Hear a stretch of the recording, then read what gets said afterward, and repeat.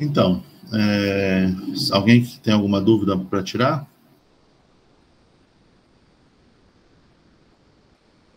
Tá, se não, eu vou... No último encontro, comecei a falar um pouquinho sobre as limitações da primeira lei da termodinâmica, né? Então, eu vou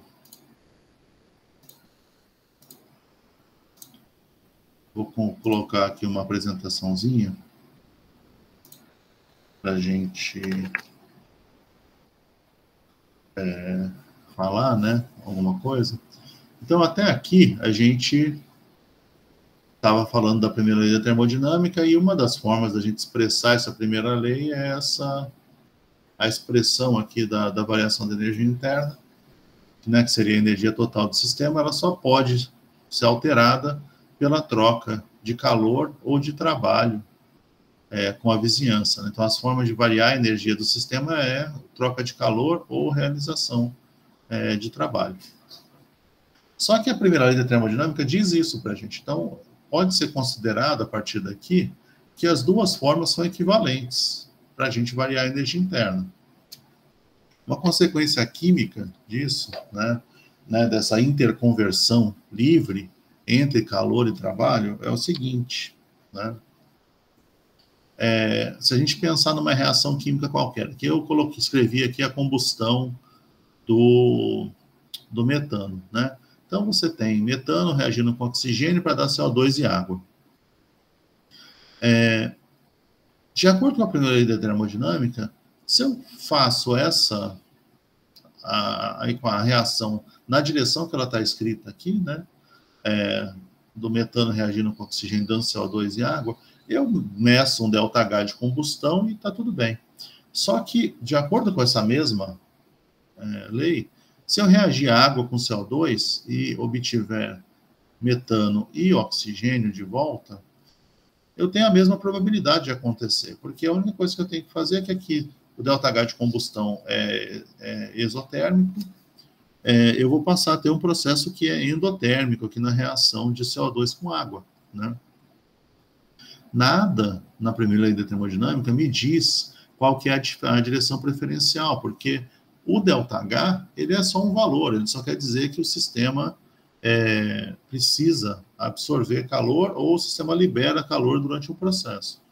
Isso não tem nenhuma implicação na espontaneidade, né? Qual que é a direção preferencial. Então, os dois processos, o direto e o inverso nessa reação, são igualmente possíveis, de acordo com a primeira lei da termodinâmica.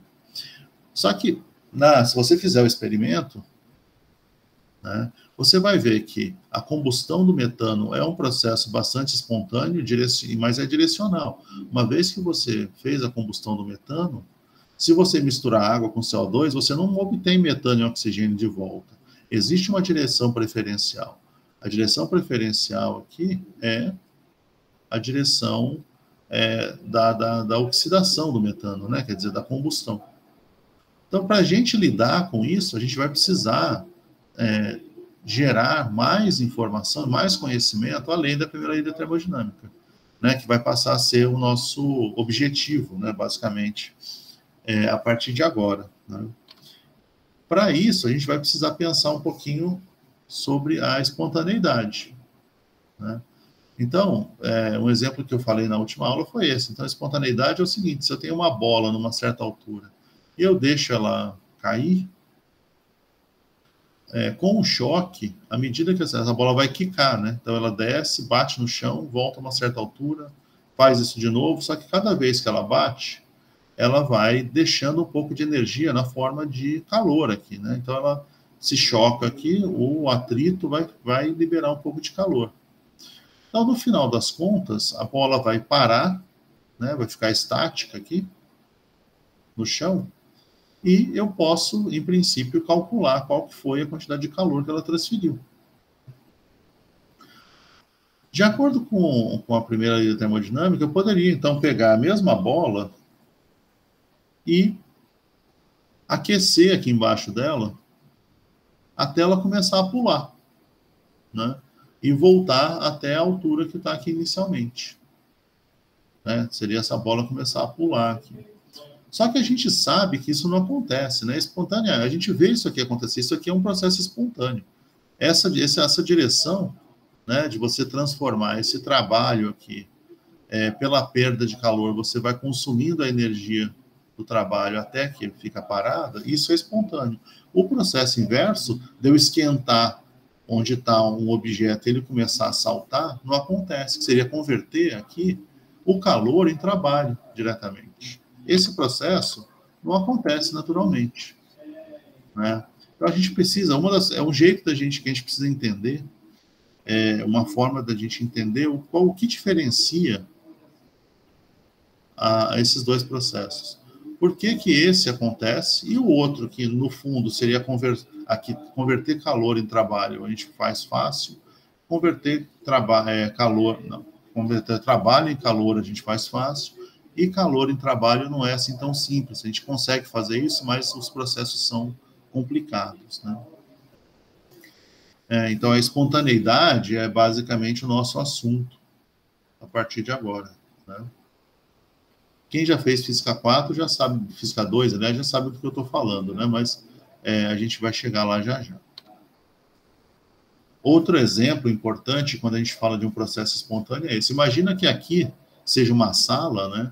E que aqui tem um pequeno orifício por onde entram moléculas de gás. Se isso acontece, e aqui da sala estava em vácuo antes, ou as moléculas de gás que entrarem aqui, elas podem se espalhar. Então, elas vão se espalhar e ocupar toda essa sala de maneira mais ou menos homogênea, né? Então, se a gente medir a densidade em vários lugares da sala, a gente deve encontrar o mesmo valor. Isso vai ter um gasto. Isso aqui, as moléculas estão realizando o trabalho, porque elas estão expandindo, né, contra alguma coisa. O trabalho até pode ser zero. Se for contra vácuo, mesmo o trabalho é zero, né? Mas você tem a realização, você tem essa normalização aqui da distribuição. A primeira lei da termodinâmica diz que o processo inverso poderia acontecer, que todas essas moléculas aqui poderiam eventualmente se concentrar de novo aqui num cantinho da sala, né? De novo, a gente nunca vai ver isso acontecer, né? Isso já foi medido muitas vezes e nunca aconteceu. E provavelmente a gente nunca vai ver isso acontecer, né? Só que a primeira lei da termodinâmica, eu vou repetir isso, ela não determina qual desses processos é o espontâneo, porque eu posso fazer qualquer tipo de interconversão entre trabalho e calor, tá? E aí o último exemplo que eu dei na última aula foi esse das moléculas em dois bulbos, né? Então, se eu tiver aqui 3 moléculas, elas podem estar todas de um lado, então as moléculas ABC do lado esquerdo, ou as moléculas ABC do lado direito desse bulbo. Aqui a gente considera que o volume aqui dessa parte aqui, o volume é zero, né? Então não tem molécula que fique aqui, né? As moléculas podem ter 2 de um lado e uma do outro, pode ser ABC, AB de um lado, C do outro, e a gente pode ir fazendo as combinações aqui, né? Pode estar invertido, C de um lado, AB do outro, a gente pode ter BC e A e BC, AC e B, B e CA. São essas as possibilidades que a gente tem. Se a gente conta aqui, a gente tem 8 possibilidades.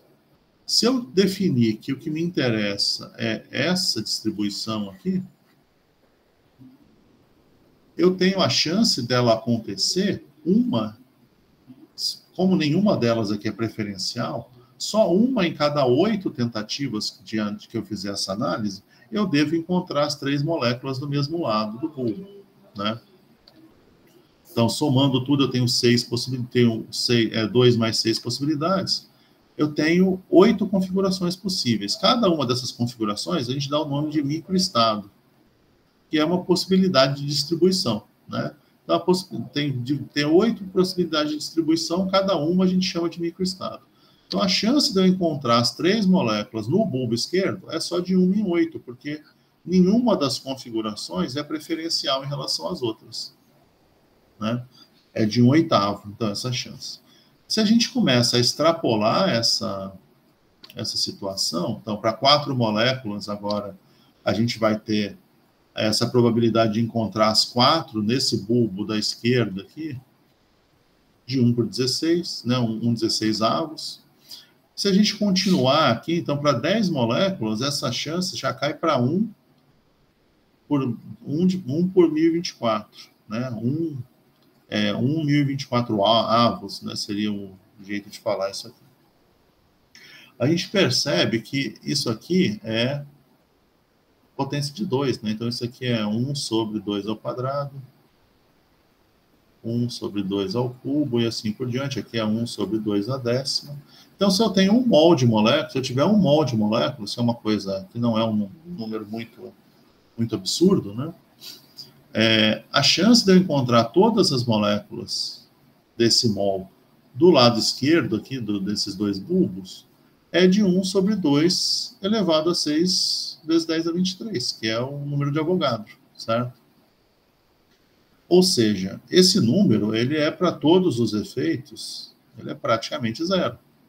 Então, a chance disso aqui acontecer é zero, dessa configuração ser encontrada.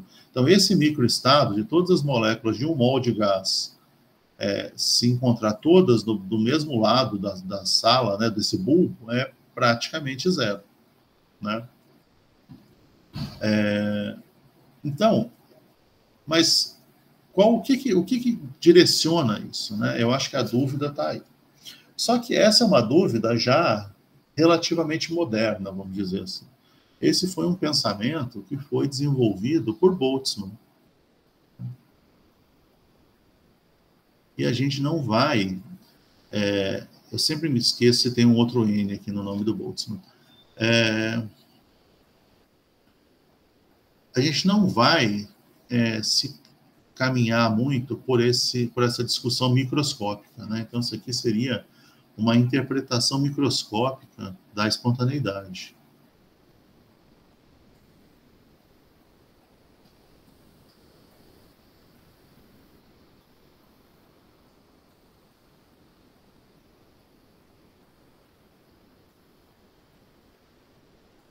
E ela foi muito desenvolvida por Boltzmann, e lógico, né, depois dele por muitas pessoas, né, que é o que levou a uma discussão que hoje em dia se chama de termodinâmica estatística. Essa interpretação microscópica, ela está fora do nosso escopo aqui na disciplina.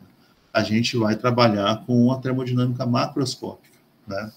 Mas dá para a gente ter uma ideia aqui do que é né, da espontaneidade, quer dizer, a distribuição das moléculas é sempre mais provável. Então, se a gente olhar aqui, mesmo para 4 moléculas, existem muito mais microestados em que as moléculas estão distribuídas entre os dois lados do bulbo do que de um lado só.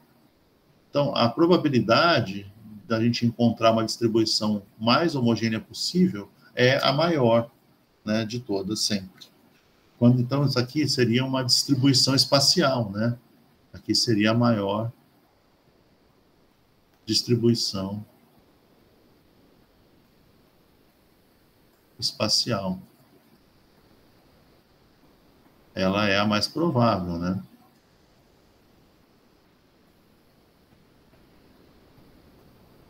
Certo? Bom, e aí, antes de eu continuar, vocês estão me ouvindo, né? Para não cair, não. Sim. Tá, obrigado.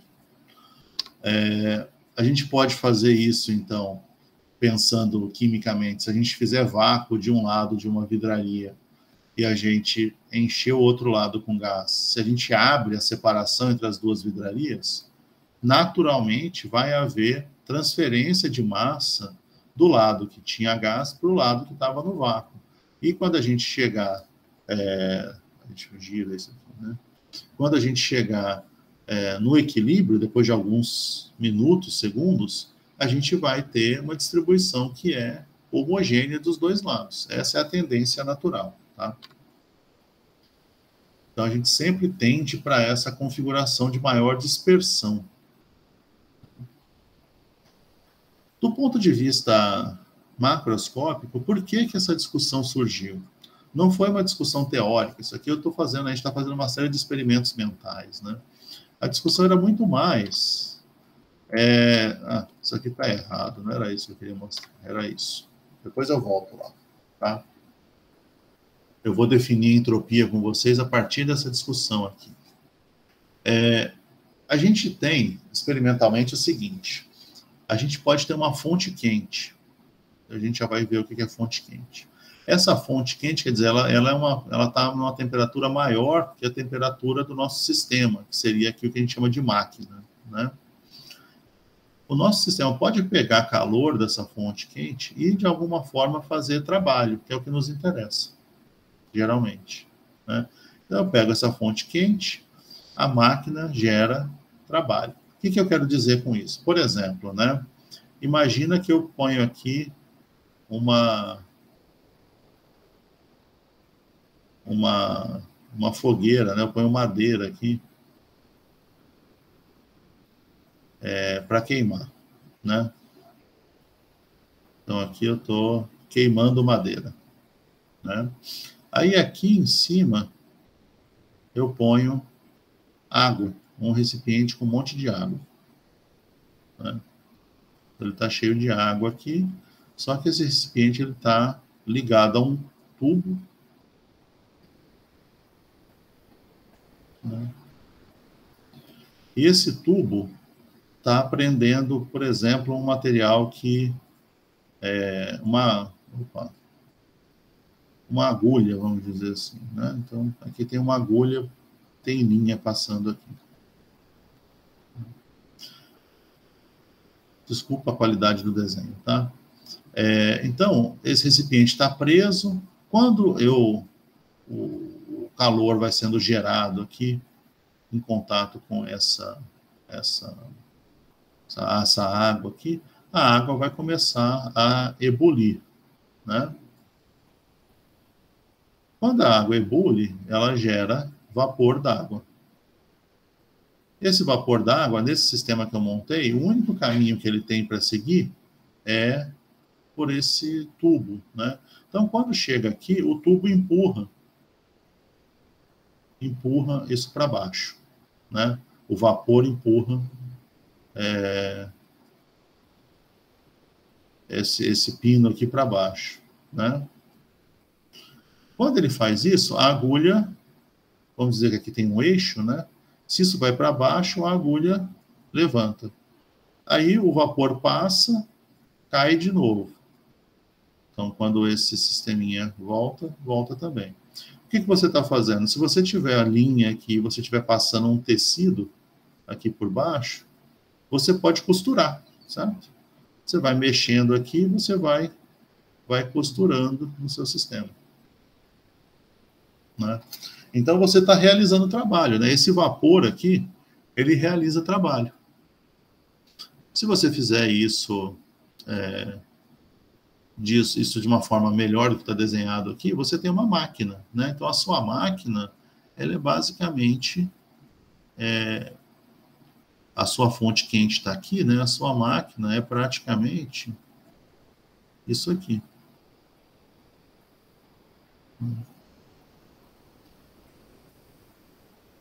E aí você tem a sua máquina fazendo o trabalho na vizinhança. Qual que é a fonte disso? É a queima da madeira. Então, por que eu estou falando um exemplo desse tipo? Porque é basicamente um princípio bastante simplificado de uma máquina a vapor, né? Você aquece aqui, a água entra em ebulição, o vapor gerado por esse aquecimento vai permitir que a gente faça trabalho. Isso foi a base, né, da Revolução Industrial, né? Então, só que o que acontece, né? Isso é muito importante, né? Então, isso aqui foi basicamente, né, lógico que não era nada tão tosco assim como eu desenhei, né? Mas isso aqui é a base da Revolução Industrial. Foi daqui que desse princípio, né, que você permitiu a criação e generalização de máquinas. Foram sempre máquinas a vapor no começo. O que acontece? Se você quantificar a quantidade de calor que está sendo gerado aqui e transferido para o sistema, e depois quantificar a quantidade de trabalho que foi obtido a partir desse calor, você sempre vai perceber que você dá muito mais calor do que você obtém trabalho, né? É sempre consideravelmente maior. Você não consegue converter todo o calor em trabalho, né? E isso foi um drama, porque imagina que você é um dono dessa indústria, você precisa comprar madeira para queimar, para você obter trabalho. Você vai gastar um monte de madeira para ter uma certa quantidade de trabalho. Quanto maior for a eficiência, ou seja, você quer sempre maximizar a quantidade de trabalho e minimizar o calor que você tem que dar, para você não ter que comprar tanta matéria, combustível aqui para poder gerar o seu trabalho. Foi essa necessidade que levou a, basicamente, toda a discussão sobre espontaneidade de materiais e sobre qual o limite dessa conversão. Então, toda a termodinâmica, essas partes da segunda lei da termodinâmica, foi estudada, né, passou a ser relevante por causa desse problema tecnológico, né? Isso aqui é basicamente um problema tecnológico. Só que o que se determinou é que existe um limite, né? Então, a pergunta que se precisava resolver é qual o limite para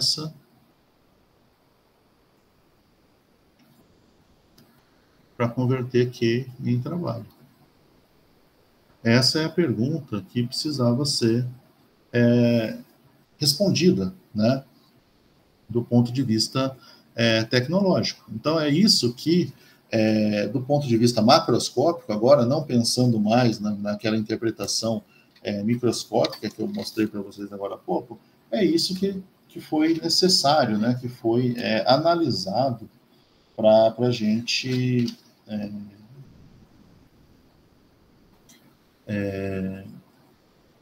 achar, né, até que ponto dá para ir. Hoje em dia, o que a gente tem, basicamente, em muitas coisas que a gente usa, né, então, desde do celular, é lógico que não é uma máquina a vapor mais, mas hoje o que a gente tem é conversão de energia química de uma bateria em trabalho para manter, por exemplo, a tela do celular ligada.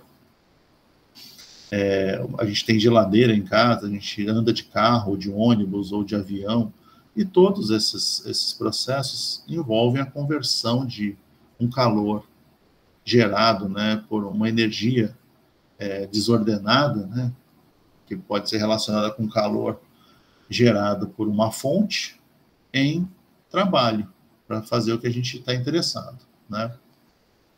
Esse limite, né, mais adiante, a gente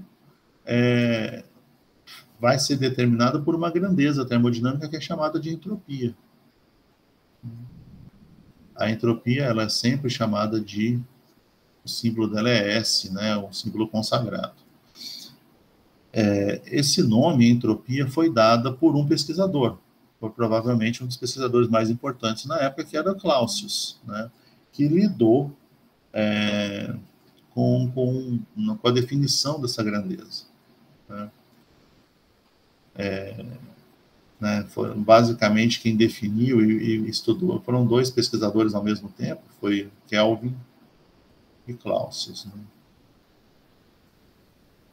que tiveram sucesso, né, nessa definição, né. Entropia é um nome que vem do grego, né, e ela tem uma relação, né, um significado que é a capacidade de mudança, né. Então, a relação da entropia é sempre com essa coisa do processo espontâneo, né. E aí, a segunda lei da termodinâmica, ela tem uma série de enunciados. Eu queria fazer o primeiro, né. Então, a gente tem aqui, vejam só, a gente tem aqui uma fonte de calor, né? Então, essa fonte quente aqui é uma coisa genérica, porque qualquer coisa que dê calor para o sistema, né? Então, essa fonte vai vai jogar calor para a nossa máquina, que é o sistema que a gente está analisando, né? E aí, daqui você obtém trabalho. Uma forma da gente pensar é que esse trabalho ele é feito, né, contra uma fonte, aqui seria o reservatório frio, né? Não é fonte, né? É um reservatório.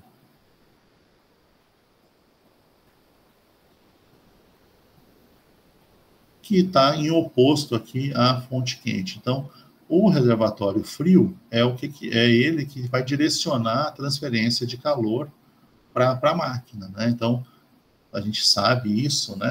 O fluxo de calor é sempre do que está mais quente para o que está mais frio, né? O enunciado de Clausius pode parecer muito simples, mas não é, né? O que ele diz é que é impossível você transferir energia do reservatório frio para o reservatório quente, né? De forma espontânea. Ou seja, nunca vai acontecer da máquina passar, ela que está mais fria do que a fonte, né, dela passar a energia de volta para a fonte. Não espontaneamente. Mas você pode fazer isso desde que você realize trabalho. Então, qual que é o enunciado?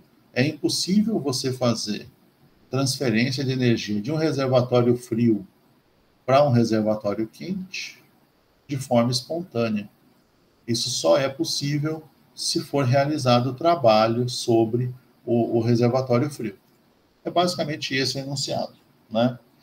Esse trabalho ele tem que ser realizado, obviamente, por um agente externo. Então, não acontece, né? O fluxo de energia, né? Esse fluxo de energia espontâneo é o que está dado por essa seta, né? Você vem com a fonte e essa fonte vai perder uma parte da energia na forma de calor dentro da própria máquina e vai realizar algum trabalho, né? É isso que acontece espontaneamente. Tem alguma dúvida até aqui?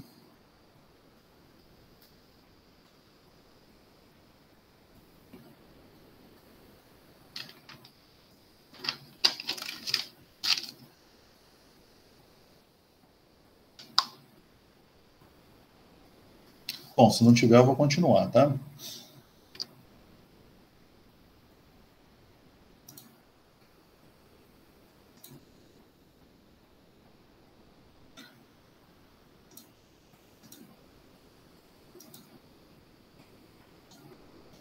Então, gente, com toda essa discussão, deixa eu me ocultar aqui de mim mesmo.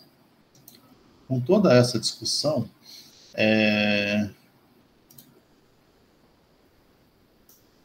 a gente chegou numa situação em que agora a gente tem que entender o que é essa entropia, né?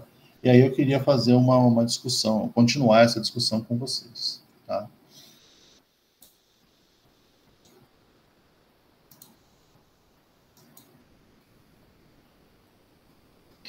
Então, a gente precisa descobrir, né, o que é, o que pode ser a entropia, né? Opa.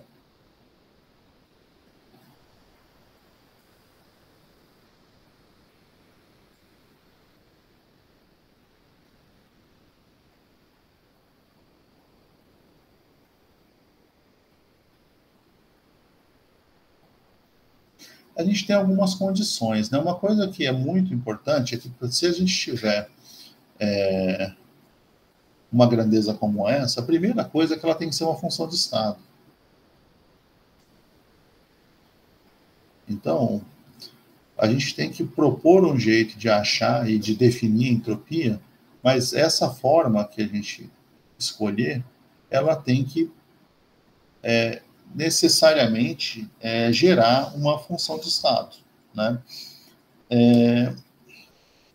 E outra coisa importante para a gente definir a entropia é que ela deve ter ela deve mudar de forma característica, ou seja, ela tem que ter alguma coisa que indique claramente, né, durante um processo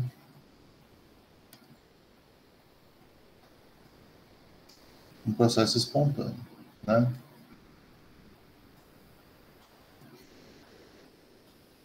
A gente precisa, então, de uma grandeza que seja uma função de estado e que tenha características claras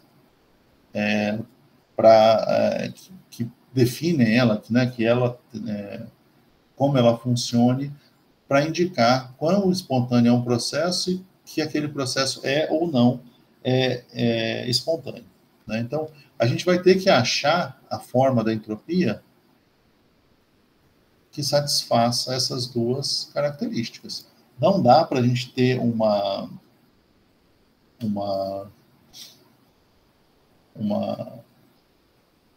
como se diz, uma forma da entropia que não satisfaça esses dois requisitos, né?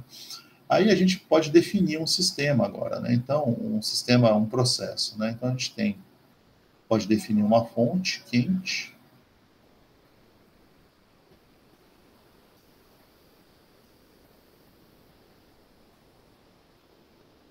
essa fonte quente está em contato térmico com o sistema,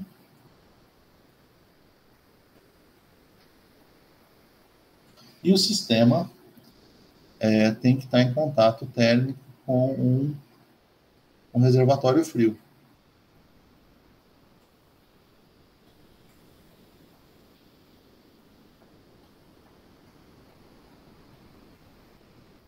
Porque é a diferença de temperatura entre a fonte quente e o reservatório frio que vai definir o fluxo de energia, né? Então, a gente tem que ter essa grandeza. A temperatura na fonte quente, vou chamar de TH, e a temperatura na fonte fria, que eu vou chamar de TC, né? Então, aqui é essencial que TH seja maior que TC, né? E aí, o sistema é que vai fazer trabalho, né? O trabalho é feito sobre as vizinhanças.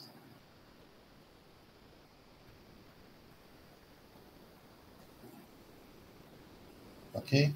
Então, agora a gente precisa pensar como que a gente vai fazer isso. Para entender isso, a gente vai ter que, né, a partir desse sistema que a gente definiu aqui, a gente vai ter que pensar num processo, né, tá. A gente vai ter que pensar num processo que permita a gente analisar o que está acontecendo aqui. A primeira coisa que é importante a gente lembrar é que, provavelmente, a melhor opção é um processo cíclico.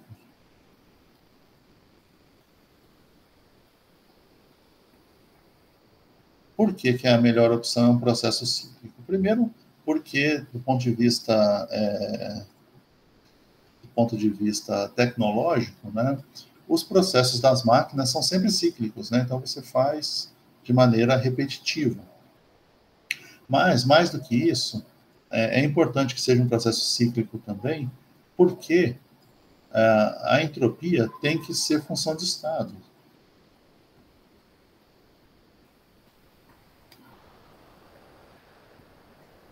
Portanto, o ΔS no ciclo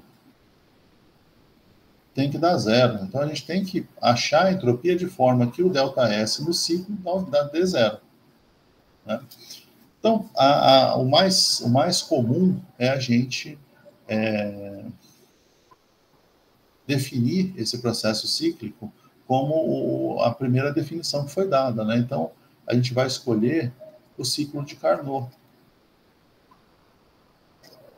que é uma série de 4 processos que fecham um ciclo.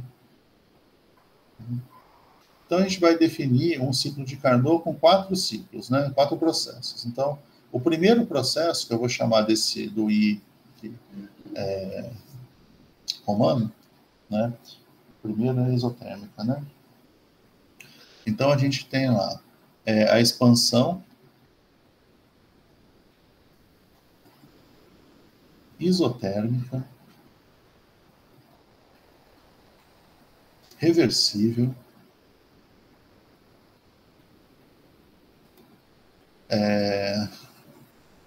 do sistema na temperatura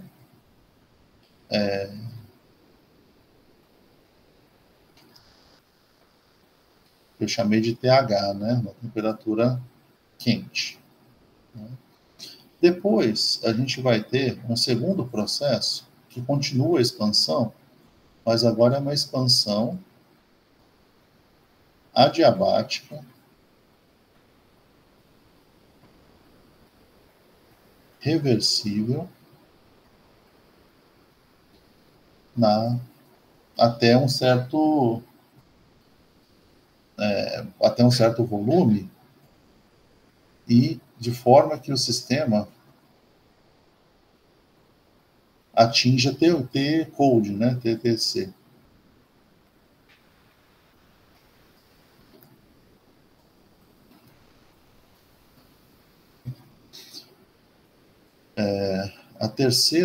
O terceiro ciclo agora já vai passar a ser uma contração, né? Ou compressão. Ainda bem que eu anoto as coisas. Compressão isotérmica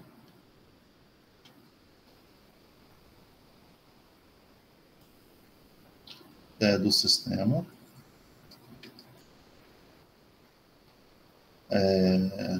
Agora na temperatura TC. E por último,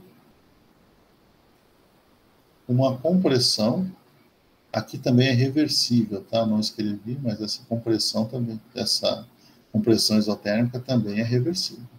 Compressão adiabática reversível,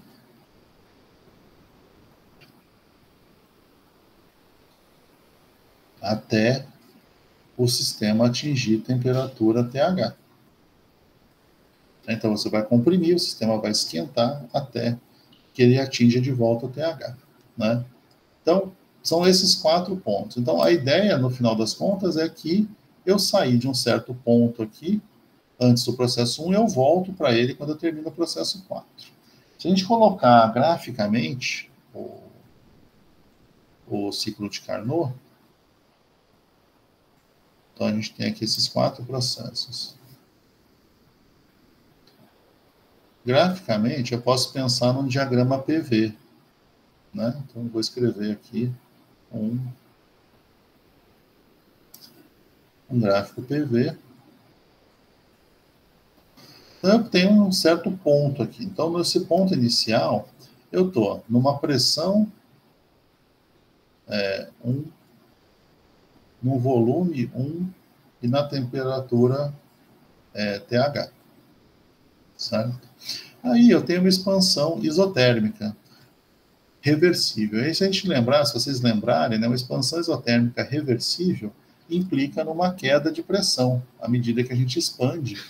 E essa queda, ela é exponencial, tem uma cara mais ou menos assim, né? Essa parte final aqui parece que está aumentando a pressão de novo, né? Quando eu fizer isso, a gente vai chegar até um certo volume. Então, agora eu tenho uma pressão 2, um volume 2, só que é isotérmico esse processo, então a temperatura aqui se mantém, né? Aí agora, o passo 2, então eu fiz aqui o passo 1. O passo 2 é uma expansão adiabática. Aí a gente, na última aula, último, penúltimo, acho que na penúltima, a gente mostrou que na expansão adiabática a gente tem uma queda mais brusca da pressão com aumento de volume, porque agora o sistema está gastando energia e não está entrando energia, né? Porque se o processo é adiabático, não tem troca de calor para o ambiente. Então a gente tem uma queda bem mais brusca de pressão até atingir essa nova condição. Então aqui agora a gente tem uma P3, um V3, e a temperatura agora é a temperatura do reservatório frio. Então, aqui, esse aqui é o passo 1. Esse aqui é o passo 2. O passo 2 também já está feito, né? Vamos fazer agora o passo 3. Né? O passo 3 agora é uma compressão. Compressão quer dizer diminuição do volume, só que ela é isotérmica. Então, a subida aqui da pressão é menos pronunciada do que para a expansão adiabática. Né? Até que a gente chegue num determinado ponto. Né?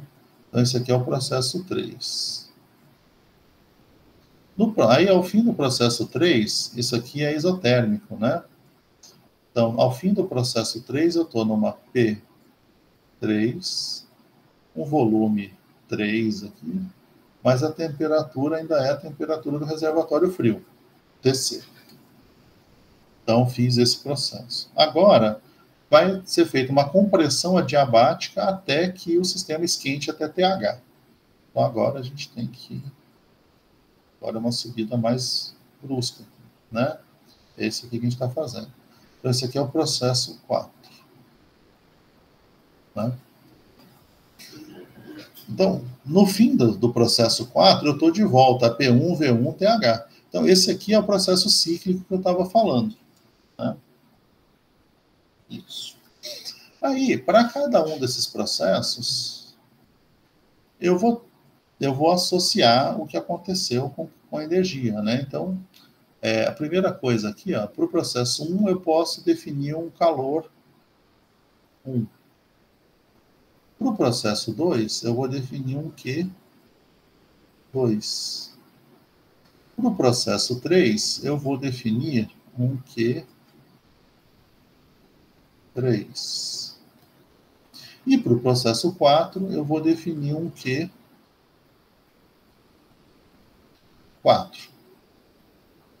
Tudo bem? Então, vamos pensar agora nos valores desse processo, né?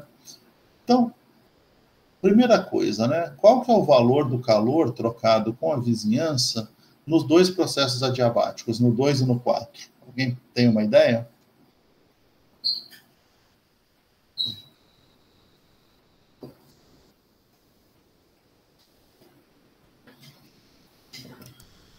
Alguém lembra qual que é o calor trocado num processo adiabático?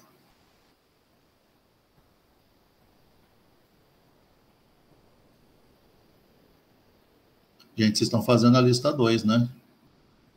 Não me assusta, não. O processo adiabático não troca calor, professor? Isso. E aí o Q aqui é quanto? 0. 0. Então o Q2 aqui é 0. Porque o processo é adiabático, né? E o Q4, a mesma coisa, é um outro processo adiabático, que é 0. Né? A gente já fez aqui o 4 também. Bom, e agora? Quando eu tenho uma expansão, vamos analisar só o sinal agora do Q1 e do Q3. Sobrou Q1 e Q3, né? Esses não são 0. Quando eu tenho uma expansão, para eu manter a temperatura, o que está acontecendo? Eu estou separando mais as moléculas de gás, né? Para eu manter a temperatura, para elas não esfriarem, né, eu tenho que dar calor para o sistema. Né? Então, o que vai acontecer? Dar calor para o sistema quer dizer que o calor aqui é positivo. Né? Já na contração acontece o contrário. Para eu manter o sistema frio à medida que eu estou contraindo, o sistema tem que liberar calor. Então, o Q3 é menor que 0. Isso aqui, a gente agora, usando o ciclo de Carnot, e de novo, esse ciclo de Carnot, ele é mais ou menos arbitrário, parece muito arbitrário, mas ele é pensado para várias coisas que facilitam a nossa vida. Primeiro, a gente sabe como que o sistema se comporta quando é reversível. A gente resolveu tudo isso durante a primeira lei. A gente também sabe que o trabalho de qualquer processo só vai ser máximo se ele for feito de forma reversível. Né? Então, a gente tem aqui os 4 processos reversíveis, porque eles garantem que a gente está sempre realizando o máximo de trabalho possível, certo? Agora, a pergunta que fica, então a gente já viu, a gente pode definir, né? Aqui, então, a gente já viu que Q1 é maior que zero, para tirar um pouco da bagunça que ficou a figura, né? A gente viu que Q2 é zero, Q3 é menor que zero e Q4 também é zero. Aí eu pergunto para vocês, e o trabalho? Nesse gráfico aqui, como é que eu acho o trabalho para esse ciclo?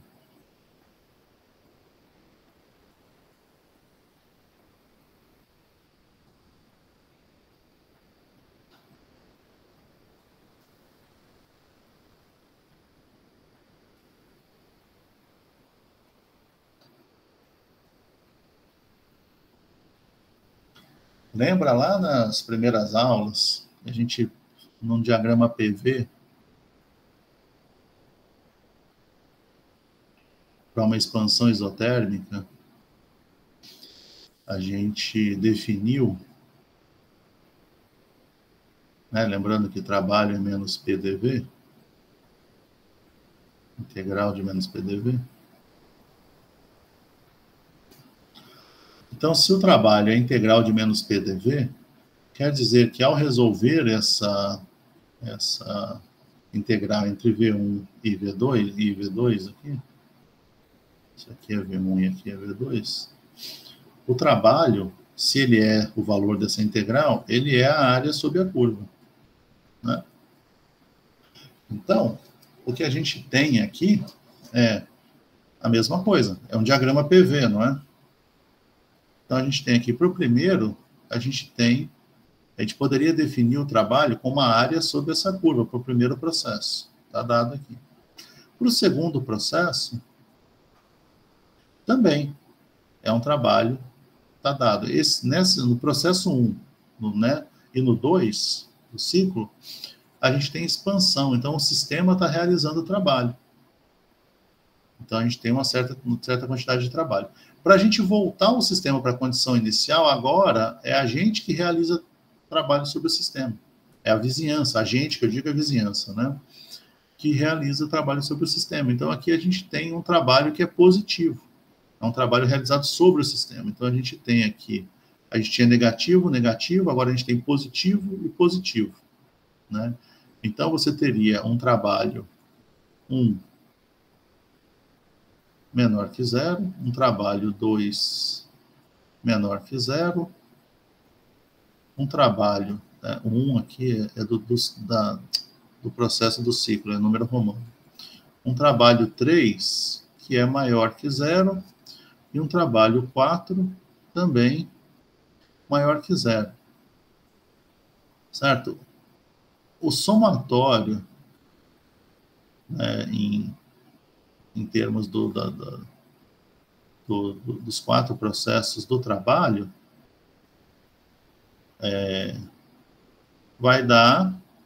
não vai dar zero. Porque a gente percebe aqui, né, que a área sobre todas as curvas é diferente. Esse trabalho aqui vai dar... Qual que é o sinal do trabalho resultante, vocês acham? Vai ser negativo? Isso, porque exatamente. No processo, né, no processo como um todo, o sistema realizou o trabalho. Esse trabalho é menor que zero, tá? E qual que é? Onde que está esse trabalho? Esse trabalho é a área dentro dessas curvas aqui.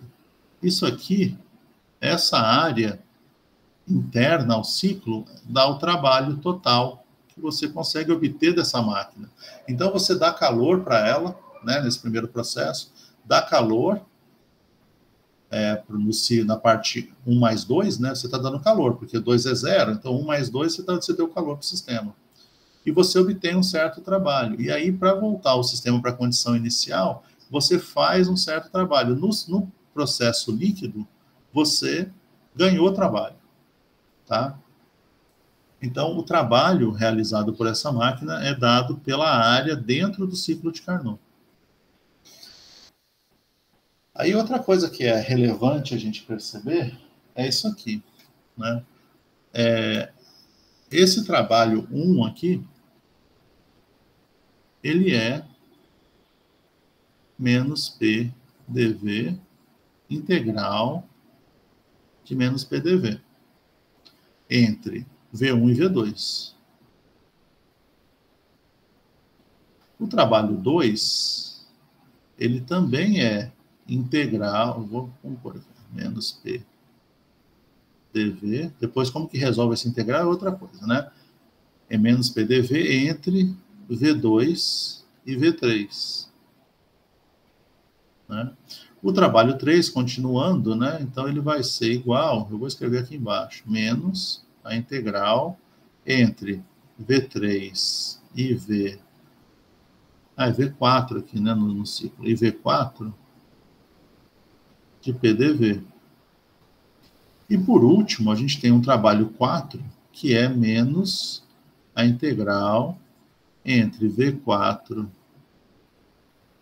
e V1 de PDV. No final, então, o que a gente tem aqui? No fundo, a gente tem um somatório de funções, de integrais, que fecham um ciclo. Então, a gente pode usar uma notação mais geral, né? A gente pode dizer que o trabalho, esse ômega aqui resultante, ele é menos a integral cíclica de PDV. Vocês já devem ter visto essa notação em cálculo, né? Esse ciclo aqui, que a gente está usando, né?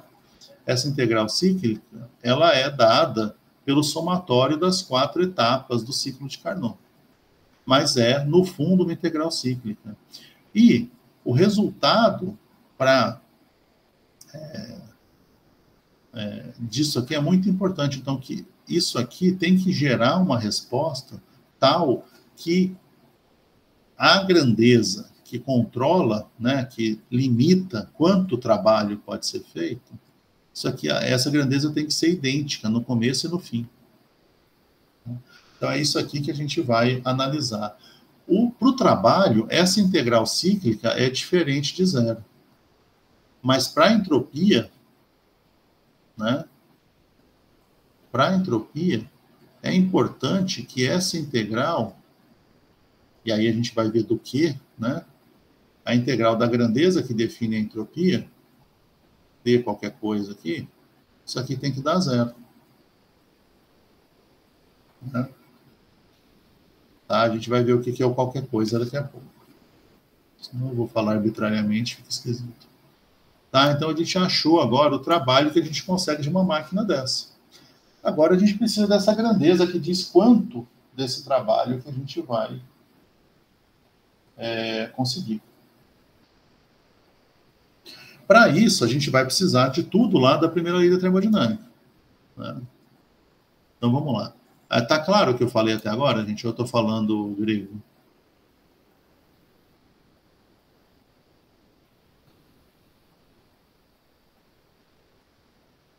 Ficaram na dúvida, mas qualquer coisa vocês me avisam. Tá? Pode falar. Professor, no ciclo de Carnot, o trabalho sempre vai haver liberação de trabalho ou vai ter alguma forma que ele vai, tipo assim, não me retornar trabalho? Não, do jeito que o ciclo de Carnot foi definido, o trabalho é sempre negativo, né? Ou seja, o sistema faz trabalho, tá? O diferente de zero aqui, na verdade, ele é menor que zero, sempre. Né? Lembra que trabalho menor que zero quer dizer que o sistema está fazendo trabalho, que é o que a gente quer de uma máquina, certo? Sempre, sempre. Do jeito que o ciclo de Carnot foi definido, o trabalho é sempre menor que zero. O sistema sempre realiza trabalho, no final das contas. Se for ciclo de Carnot, toma cuidado. Né? Tá bem? Tranquilo. Tá, então uma vez que a gente tem isso, agora a gente vai lembrar de algumas coisas, né? A gente sabe, né? A gente sabe definir, por exemplo, a energia interna. Então a gente sabe que energia interna é calor mais trabalho. Né? Mas, né, uma coisa aqui, é um ciclo, né? Isso é um processo cíclico. Se é um processo cíclico, energia final é igual à energia interna inicial. Ou seja, no fim do ciclo, eu saí de P1, V1, TH e voltei a P1, T1, a P1, V1, TH. Então, o meu sistema, meu processo começa e acaba no mesmo ponto. A energia interna é uma função de estado. Então, isso quer dizer que ΔU é igual a zero. Se ΔU é igual a zero, o trabalho que eu quero calcular também é igual a menos calor. Então, o que a gente tem que pensar aqui agora é isso, né? Quanto que é esse trabalho? O trabalho, o calor aqui, aliás, desculpa, o calor aqui seria simplesmente o somatório de todos os calores. É Q1 mais Q2 mais Q3 mais Q4. E eles carregando os sinais deles, né? A gente já viu que Q2 é zero e que Q4 também é zero. Então, sobra para a gente Q1 mais Q3. A soma desses dois valores é o que vai dar para a gente né, o trabalho.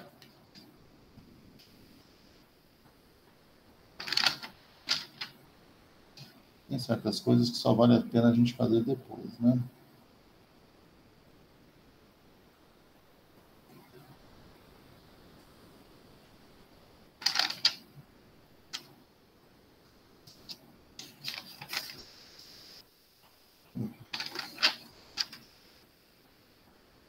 Eu vou pular um monte de coisa que eu tinha planejado, pessoal, porque eu acho que vale mais a pena voltar depois quando a gente tiver feito a definição. Né? Aí a gente vai lembrar uma coisa, para a gente achar, né, os valores de calor. Né? Calor ele tem relação com a diferença de temperatura, certo? Então, o calor, esses dois processos são isotérmicos, né? Os dois processos, 1 e 2, são 1 e 3, desculpa, são isotérmicos. Então, a quantidade de calor vai ser proporcional, né, à temperatura em que esses processos acontecem. Então, a gente pode dizer que a relação entre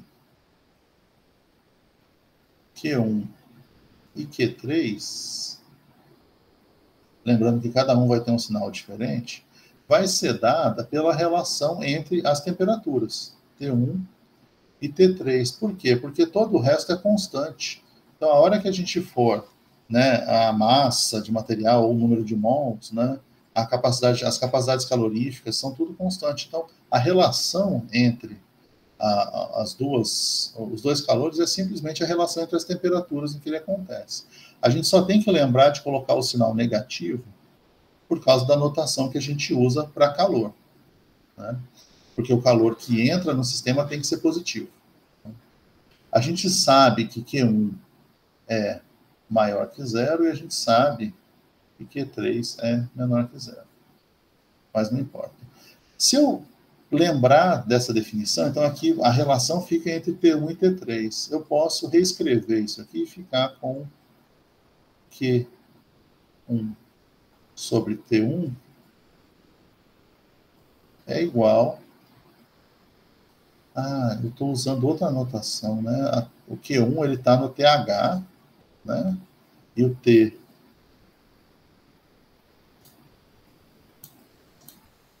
vamos lá, borracha.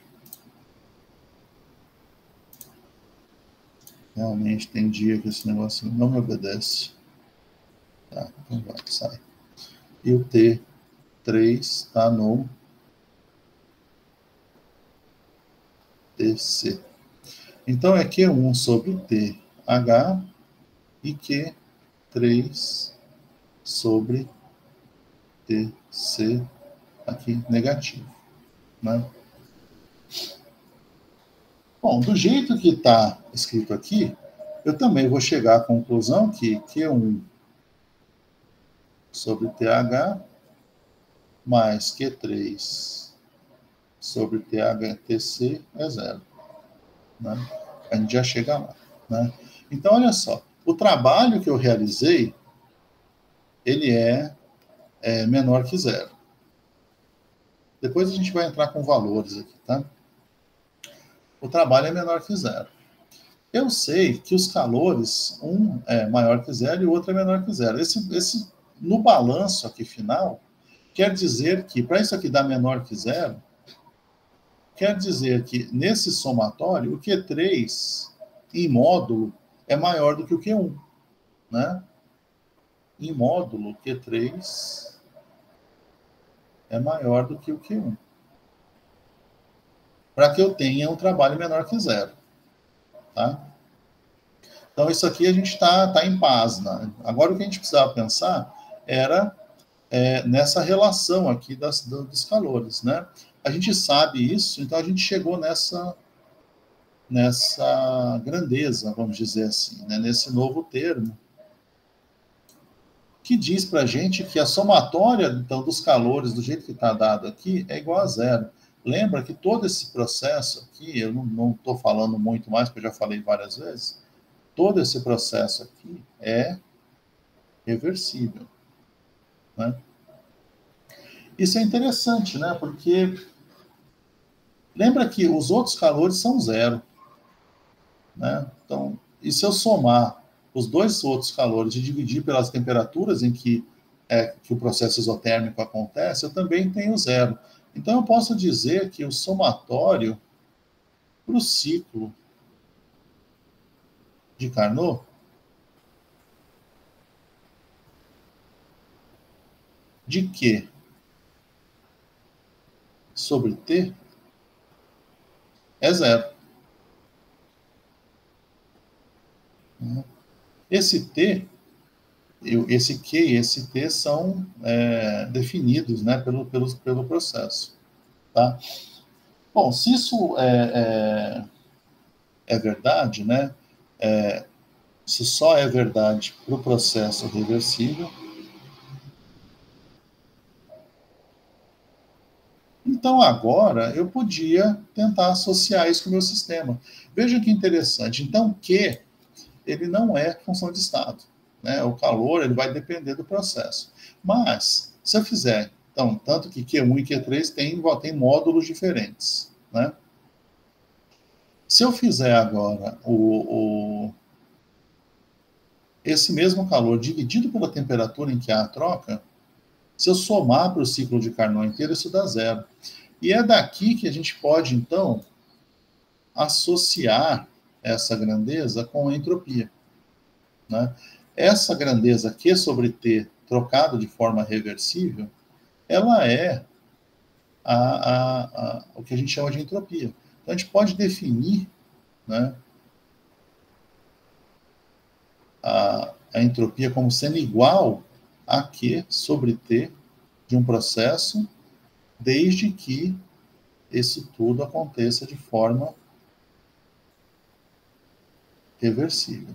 Nós vamos ver as situações não reversíveis daqui a pouco. Tá? Então, essa daqui é a definição de entropia para esse processo. Por quê? Se a gente olhar pela definição, a gente pode dizer que para um processo cíclico irreversível, né,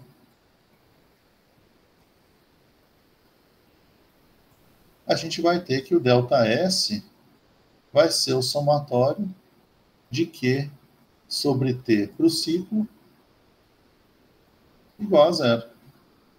Isso é uma das formas da gente definir uma função de estado.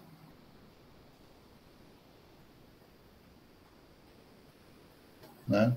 Então, a gente tem aqui uma prova de que a entropia é uma função de estado e ela é dada como sendo a troca de calor na temperatura em que acontece num processo reversível. De forma diferencial, a gente pode escrever dessa forma. E aí a temperatura aqui não entra nessa diferencial. Tá? Então, ok? Isso tudo vale para processo reversível. Isso é essencial. Tá? Deixa eu ver se tem alguma coisa que vale a pena mais a gente falar.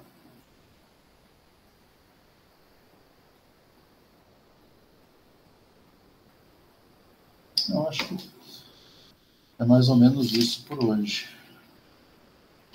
Eu acho que assim, com essa definição, então a gente definiu a entropia, a gente estudou então esse ciclo, que é um ciclo essencial, né? A gente estudou o ciclo de Carnot, analisou cada um dos passos que acontece aqui, né? Achamos o trabalho realizado nesse ciclo,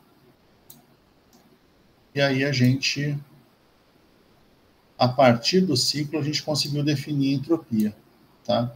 Na próxima aula, a gente vai ver alguns processos reversíveis, o que acontece com a variação de entropia nesses processos, e depois a gente vai ver um pouquinho sobre os irreversíveis. Basicamente, a gente vai fazer alguns exemplos para entender o que significa essa expressão aqui de verdade. Tá bem? Era isso. Eu acho que com isso eu encerro o que eu queria falar por hoje. Vocês têm alguma dúvida?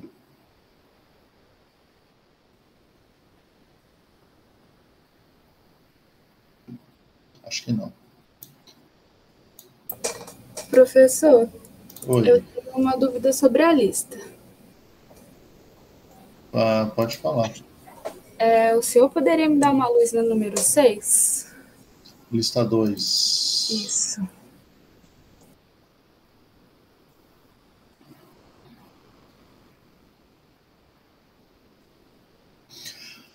Olha, a número 6, ela é basicamente um ciclo, certo? Então eu quero saber essa definição aí de afinidade protônica, né? Que isso aí tem a relação com o calor trocado quando você desprotona o material, na verdade. Então é esse equilíbrio que está aqui. Eu quero saber para o amônio, né? Então, para o amônio, gerando amônia e H+, eu posso definir essa afinidade protônica, né? A partir desse equilíbrio. E eu estou dando para vocês uma série de processos que formam um ciclo. Então, ao fechar esse ciclo, a variação de energia aqui tem que ser zero, certo? No ciclo fechado. Então, eu estou dizendo que eu saio daqui, então, para a amônia, eu sei todo esse caminho, né? Para o amônio, aliás, desculpa. E aí, agora eu vou usar isso para definir, eu vou conseguir achar a afinidade protônica para o amônio a partir daqui. Né? Vejam que existe um passo aqui, ó, esse passo que é o que nos interessa. A afinidade protônica do amônio está dado aqui. Todos os outros passos, você consegue achar os dados para passar de um para o outro, ou alguns estão dados, e uma ou outra coisa você vai ter que procurar em tabela. Né? Para você fechar esse ciclo, e no ciclo fechado, você sabe que a energia vai ter que dar zero. Né? E aí você resolve, você acha a afinidade protônica a partir disso. Não sei se era isso que você estava perguntando. Era sim. Eu devia ter compartilhado a lista, eu só estou falando, né? Eu esqueci de compartilhar, peraí. Né? Era isso aqui, é esse exercício aqui que a Gabriela está falando. Né? Eu esqueci de compartilhar. Então você tem um ciclo aqui que tem que ser fechado, e ao fechar esse ciclo, você vai achar a afinidade protônica. Você lembra disso, né, Gabriela? Que então, se a gente... deixa eu aumentar aqui. Se o ciclo está fechado, e como a energia é uma função de estado, o somatório de todos esses processos aqui tem que dar zero. A partir daí, você acha a afinidade protônica.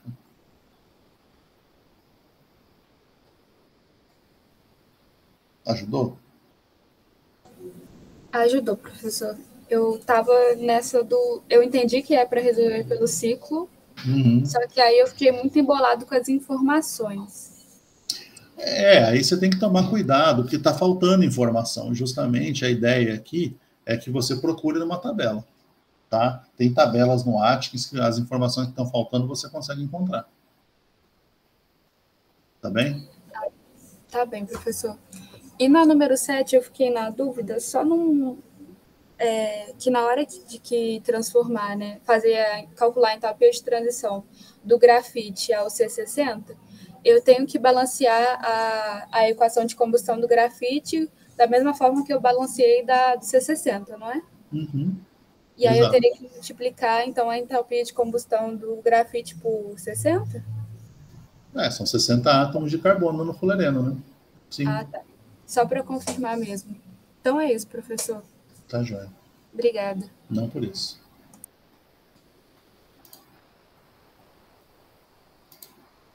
Foi. Mais alguma coisa, gente?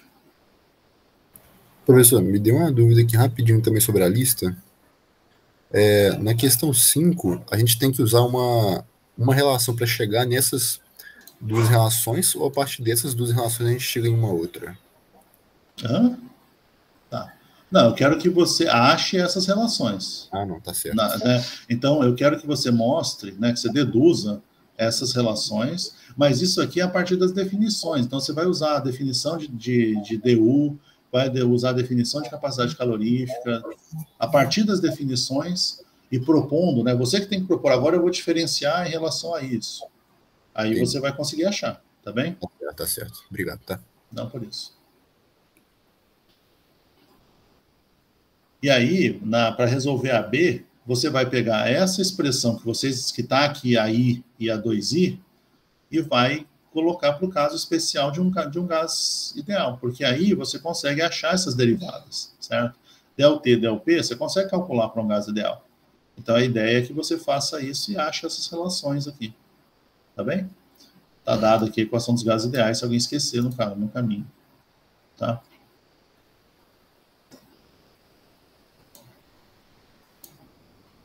Tá bem? Mais alguma coisa, gente? Eu vou parar de gravar, então, tá?